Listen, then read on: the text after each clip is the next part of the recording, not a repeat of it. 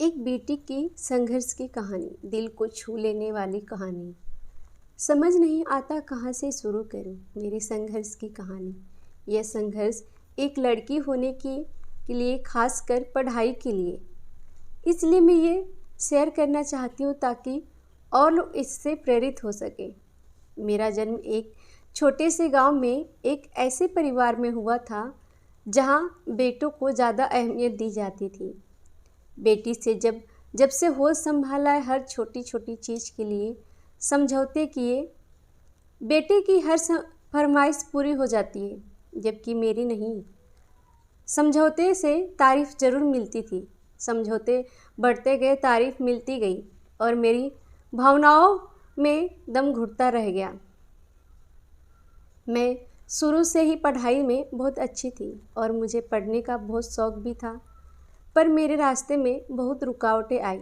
मेरे माँ बाप ने मेरी शादी की ठान ली। उस समय 10वीं कक्षा में थी। पहले कहते थे 12वीं करा देंगे, पर मेरी शादी 15 साल की नाबालिग उम्र में ही हो गई। मेरे पति भी शुरू में पढ़ाई करवाना चाहते थे, पर सास के आगे उनकी एक न चली। फिर मैं मायके आ गई। मेरे साथ एक लड़कियां जो 12वीं के फॉर्म भर रही थी। मैंने भी पापा से लड़कर फॉर्म भर दिया।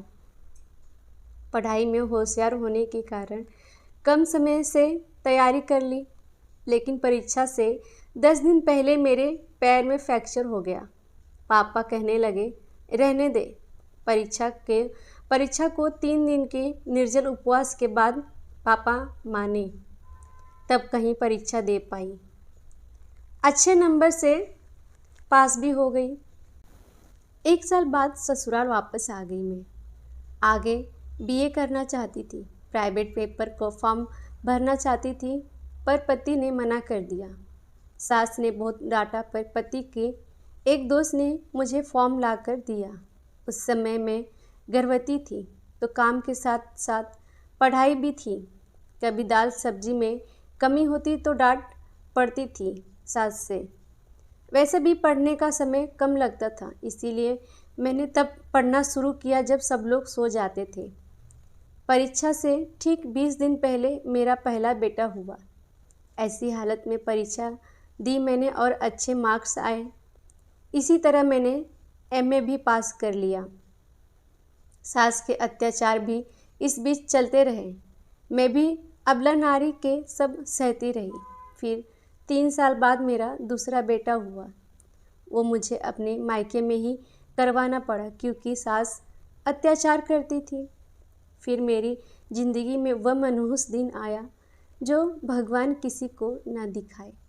उस दिन मेरे पति मुझे हमेशा हमेशा के लिए छोड़ गए। उनकी मौत भी एक अनसुलझी पहेली है। उनकी लाश खेत में मिली, ना तो पोस्टमार्टम होने दिया। पुलिस भी मिल गई थी अपराधियों से। जो भी हुआ, मेरी तो दुनिया ही उजड़ गई।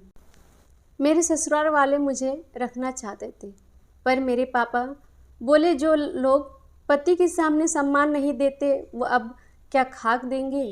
वह मुझे अपने साथ लेकर आए। बोले बेटी नहीं बेटा बनाकर रखूँगा। तब से उनके साथ ही मैं रही। पापा नौकरी के लिए मना करते रहे। मैंने जिद करके छोटी सी नौकरी ढूंढ ली। धीरे धीरे आज अच्छी पोस्ट पर हूँ, जहाँ अपने बच्चों को स्वाभिमान के साथ पाल सकती हूँ। अंत में इतना ही कहना चाहूँगी, इंसान अगर ठान ले कुछ भी करने के लिए तो वो कर सकता है, और पढ़ाई सभी को करनी चाहिए। इसके बिना जीवन अधूरा है। अगर मैंने पढ़ाई के लिए संघर्ष नहीं किया होता तो अपने पैरों पर आज खड़ी नहीं हो सकती थी। अगर आप लोगों को यह वीडियो अच्छी लगे तो प्लीज़ लाइक करिए और चैनल को सब्सक्राइब कर लीजिए, और अपने दोस्तों को शेयर करना ना भूलें। Thank you for watching.